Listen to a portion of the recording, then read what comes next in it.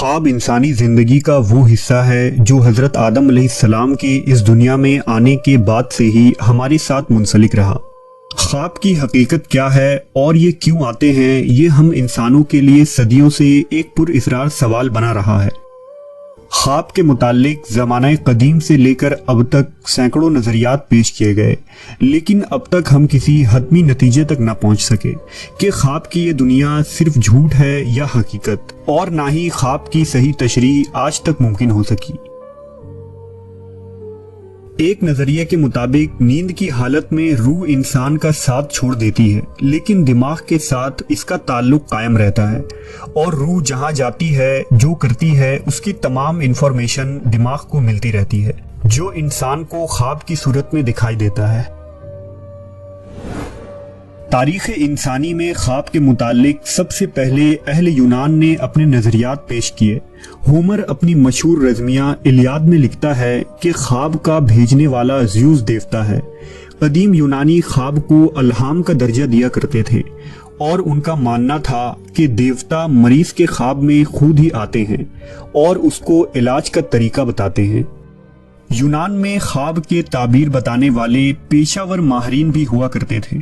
سقراط کا یہ عقیدہ تھا کہ نیک لوگوں کے خواب خالص اور الہامی ہوتے ہیں، جن میں کوئی پیغام پوشیدہ ہوتا ہے۔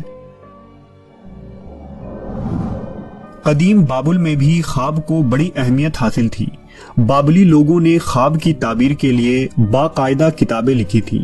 کہتے ہیں کہ ان میں ایک شخص بابل کے مندر میں روز سویا کرتا تھا اور مخیر سے دعا کرتا تھا۔ مخیر ان کے مطابق خواب کا دیوتا تھا، جو سونے کے بعد خواب میں آ کر ان سے ہم کلام ہوتا تھا۔ اگر مصر کی بات کی جائے تو قدیم مصری لوگ خواب کو ایک اہم حیثیت دیتے تھے۔ مصر کے فرعون وقت خواب کے ذریعہ دیوتاؤں سے مدد طلب کیا کرتے تھے۔ اس کے علاوہ جادو کے ذریعہ بھی خواب دیکھنے کا طریقہ مصریوں میں مشہور تھا۔ قدیم مصریوں نے اپنے محلوں میں ایسے کمرے بھی بنائے تھے جنہیں وہ ڈریم روم کہا کرتے تھے، جہاں جا کر وہ سوتے اور خواب میں اپنے دیوتاؤں سے مشورہ لیا کرتے۔ وہیں ہندو مذہب کی کتاب اپنشد کے مطابق نیند میں روح جسم کو چھوڑ دیتی ہے اور اپنی مرضی کے مطابق جہاں چاہے وہاں جاتی ہے۔ اسی طرح رگ وید اور اتھرو وید میں خواب دیکھنے کے مختلف تعبیر اور معنی بیان ہوئے ہیں۔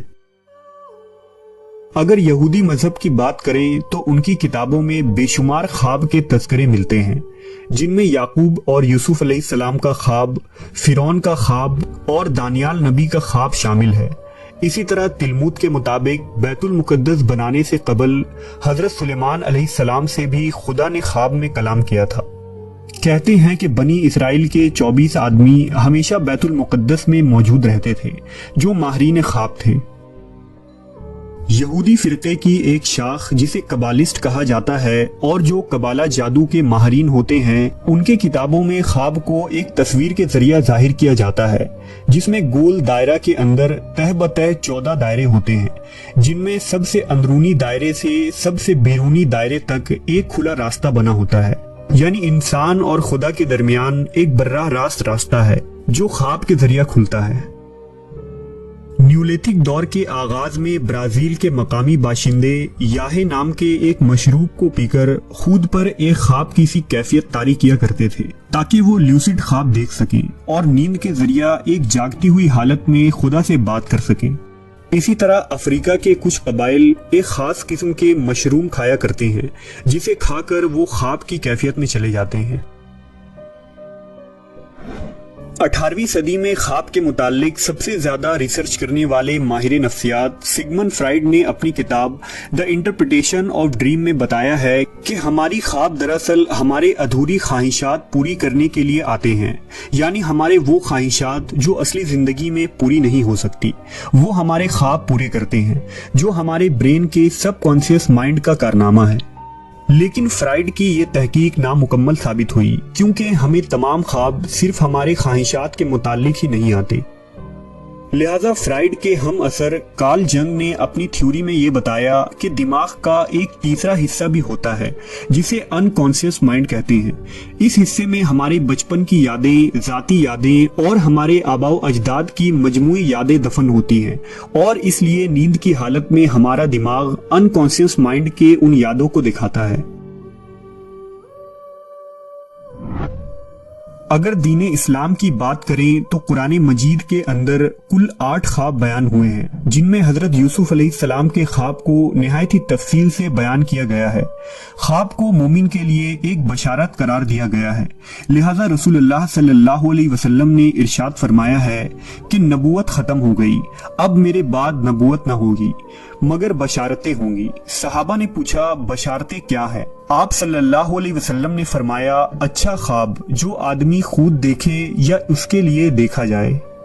احادیث کے مطابق خواب کے 3 اقسام ہوتے ہیں۔ بعض خواب شیطان کی طرف سے مومن بندے کو پریشان کرنے کے لیے ہوتے ہیں، دوسرا وہ خواب جو بے معنی ہوتے ہیں اور انسانی ذہن کے ہیجان کا نتیجہ ہوتا ہے، اور تیسرا خواب فرشتے کی طرف سے ہوتا ہے جس میں کوئی پیغام یا آئندہ ہونے والے واقعات کی بشارتیں موجود ہوتی ہیں۔ ایک مقام پر نبی کریم صلی اللہ علیہ وسلم نے فرمایا کہ خواب نبوت کا 46واں حصہ ہے، لہذا خود آپ صلی اللہ علیہ وسلم پر وحی کی ابتدا سچے اور پاکیزہ خوابوں کی شکل میں ہوئی تھی۔ آپ خواب میں جو کچھ بھی دیکھتے وہ سچا ثابت ہو جاتا۔ خواب کی تعبیر بھی عہد نبوی میں نہایت ہی اہمیت رکھتا تھا، لہذا روایتوں کے مطابق فجر کی نماز کے بعد نبی کریم صلی اللہ علیہ وسلم عموماً اپنے صحابہ کی طرف منہ کر کے بیٹھ جایا کرتے تھے اور پوچھا کرتے تھے کہ کیا آج رات کسی نے کوئی خواب دیکھا ہے؟ اگر کسی نے کوئی خواب دیکھا ہوتا تو وہ اسے بیان کر دیتا اور پھر آپ اس کی تعبیر بیان کرتے تھے۔ ماہرین نفسیات کے مطابق خواب کی سب سے پر اسرار قسم لیوسڈ ڈریم ہے۔ لفظ لیوسڈ ڈریم کا استعمال سب سے پہلے ایک سائیکائٹرسٹ فریڈرک وان نے 1913 میں لکھی اپنی کتاب A Study of Dream میں کیا تھا۔ لیوسڈ ڈریم کے دوران خواب دیکھنے والے شخص کو یہ پتا ہوتا ہے کہ وہ خواب دیکھ رہا ہے، لہذا وہ شخص اس خواب میں جو چاہے کرتا ہے اور جہاں مرضی وہاں جاتا ہے۔ یہ نیند کا سب سے گہرا یعنی 4th اسٹیج ہوتا ہے جب ہم گہری نیند میں چلے جاتے ہیں۔ لیوسڈ ڈریم میں ایک شخص کو اپنے خواب پر مکمل کنٹرول حاصل ہو سکتا ہے، لیکن یہ عمل ٹریننگ اور پریکٹس کا نتیجہ ہوتا ہے، اور ہر شخص کے لیے لیوسڈ ڈریم کو کنٹرول کرنا ممکن نہیں ہے۔ اسی لیوسڈ ڈریم کے متعلق ایک صحابی رسول کا مشہور واقعہ ہے جن کا نام حضرت ابو امامہ باہلی رضی اللہ تعالیٰ عنہ تھا۔ حضرت ابو امامہ کو آپ صلی اللہ علیہ وسلم نے اہل باہلا قبیلے کی طرف دین کی دعوت دینے کے لیے بھیجا جو ان کا اپنا قبیلہ تھا۔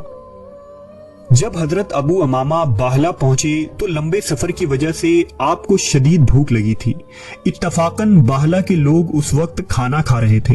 جب انہوں نے ابو امامہ کو دیکھا تو خوش آمدید کہا، پھر انہوں نے ان سے کہا کہ ہمیں پتا چلا ہے کہ تم محمد کے دین کی طرف مائل ہو کر بے دین ہو رہے ہو۔ اس پر حضرت ابو امامہ نے انہیں دین کی باتیں بتائیں اور اسلام کی دعوت دی۔ اس پر وہ لوگ بیزار ہو گئے اور انہوں نے ابو امامہ کو وہاں سے چلے جانے کو کہا۔ آپ نے ان کے اس رویے پر افسوس کا اظہار کیا اور ان سے تھوڑا پانی مانگا کیونکہ انہیں شدید پیاس لگی تھی، لہٰذا انہوں نے انہیں پانی دینے سے انکار کر دیا اور کہا کہ جاؤ تم پیاسے ہی مر جاؤ۔ حضرت ابو امامہ وہاں سے دور چلے گئے۔ بھوک اور پیاس سے ان کا برا حال ہو رہا تھا، لہٰذا وہ ایک مقام پر بیٹھ گئے اور زمین پر ہی ٹیک لگا کر سو گئے۔ اس نیند کے اندر انہوں نے ایک خواب دیکھا جس میں انہیں دودھ جیسی کوئی چیز پینے کو دی گئی۔ حضرت ابو امامہ کہتے ہیں کہ لوگوں نے اس سے زیادہ لذیذ کوئی چیز بھی نہ پی ہوگی اور میں نے وہ ساری پی لی یہاں تک کہ میرا پیٹ بھر گیا۔ ادھر جب باہلا کے لوگوں کا غصہ ٹھنڈا ہوا اور انہیں ابو امامہ پر رحم آیا تو انہوں نے ایک آدمی کے ہاتھوں کھانے پینے کا سامان ابو امامہ کے لیے بھیجا۔ لیکن جب آپ نیند سے بیدار ہوئے تو آپ کا پیٹ پہلے ہی ایک بہترین خواب کے ذریعہ بھر چکا تھا، لہٰذا انہوں نے اس شخص کو منع کر دیا اور کہا کہ اللہ نے مجھے کھلا دیا ہے، بلکہ حضرت ابو امامہ نے اس شخص کو اپنا پیٹ بھی دکھایا کہ میں اتنا کھا چکا ہوں کہ یہ شکم شیر ہو کر بھر چکا ہے۔ باہلا کے لوگوں پر اس واقعے کا ایسا اثر ہوا کہ انہوں نے ابو امامہ کی دعوت کو قبول کر لیا اور وہ سب مسلمان ہو گئے۔ یہ ایسا خواب تھا جس میں حضرت ابو امامہ کو اس سفید دودھ کا ذائقہ بھی محسوس ہوا اور خواب میں کھائی گئی غذا باقاعدہ ان کے پیٹ میں پہنچ گئی تھی۔ یہ وہ خواب تھا جس کی کوئی تشریح انسانی ذہن سے نہیں کی جا سکتی۔ کچھ خواب ایسے بھی ہوتے ہیں جو نہ صرف ایک شخص بلکہ پوری انسانی سماج پر اثر انداز ہوتے ہیں اور جس کی وجہ سے ہماری اس دنیا میں ایک بڑی تبدیلی ہو سکتی ہے۔ مثلا مشہور سائنسداں البرٹ آئنسٹائن کو تھیوری آف ریلیٹیوٹی خواب کے ذریعہ ہی پتہ چلی تھی۔ نیکولا ٹیسلا نے اپنی کئی دریافت کے بارے میں یہ لکھا ہے کہ انہیں یہ خواب میں بتایا گیا تھا۔ مشہور میتھمیٹیشین رامانوجن کے مطابق اس نے کئی فارمولے خواب میں دیکھے اور دنیا کے سامنے پیش کیے۔ اسی طرح 1913 میں نیل بوہر کو خواب کے ذریعہ ایٹم کا اسٹرکچر پتہ چلا تھا۔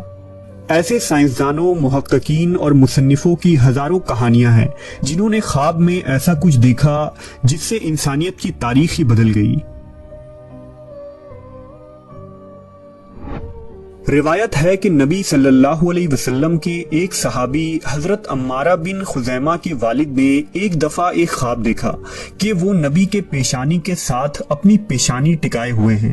جب عمارہ رضی اللہ تعالیٰ عنہ نے یہ خواب آپ کو بتایا تو آپ صلی اللہ علیہ وسلم نے فرمایا، روح سے ملاقات کرتی ہے اور مومنوں کی روحیں ایک دن اور ایک رات کا فاصلہ طے کر کے ایک دوسرے سے مل لیتی ہیں، جبکہ انہوں نے ایک دوسرے کو دیکھا بھی ہو۔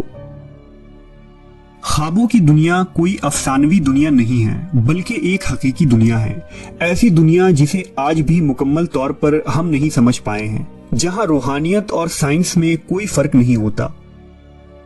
تو کیا خواب کے دوران ہماری روحیں وقت اور جسم کے قید سے آزاد ہو کر آسمانوں اور زمینوں اور مختلف ڈائمنشنز میں گھومتی پھرتی ہیں؟